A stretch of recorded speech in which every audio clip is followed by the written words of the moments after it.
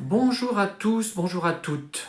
J'ai un petit peu changé le décor puisque j'ai mis la photo au mur de la personne qui a élevé ma mère, donc la fameuse Elisa Anna Lespie-Labaillette, 1885-1952.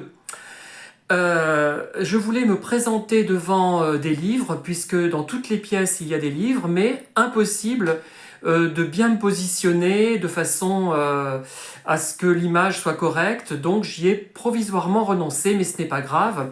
Le contenu restera de qualité identique, enfin de qualité, je ne sais pas, puisque ce sont des remarques que je fais spontanément, qui ne sont pas des critiques littéraires, hein, évidemment, qui ne correspondent pas à des critiques littéraires, mais à ce que ma lecture me suggère simplement, les idées qui me passent par la tête, en lisant le livre de Carole Martinez intitulé Les roses fauves.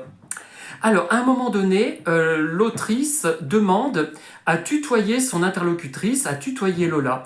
Alors moi, je trouve toujours que ce tutoiement obligatoire, qui est censé marquer une proximité, est complètement factice. Enfin, pour moi, cet avis n'engage que moi.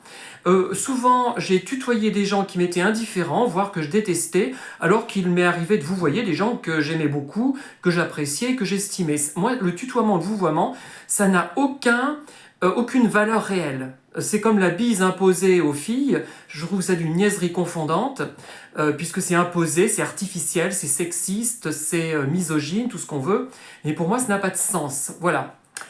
Alors, autre chose, quelque chose m'a fasciné dans ce qu'écrit l'autrice, c'est qu'elle reprend donc les coutumes, elle explique un peu les coutumes bretonnes, à savoir que les arbres centenaires qui sont à proximité de la maison, des maisons, vont servir en fait à fabriquer des armoires qui vont servir pour le futur ménage, ou alors comme c'est mon cas, si je puis dire, enfin ce n'est pas vraiment mon cas, puisque c'est une bibliothèque bretonne qui était à l'origine un ancien lit breton, j'ignore si elle est dans ma famille depuis si longtemps que cela. Au moins depuis le Second Empire, mais peut-être pas avant.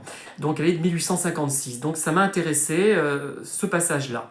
Alors pour Lola, l'héroïne, enfin si on peut dire du livre, les romans ce sont des mensonges.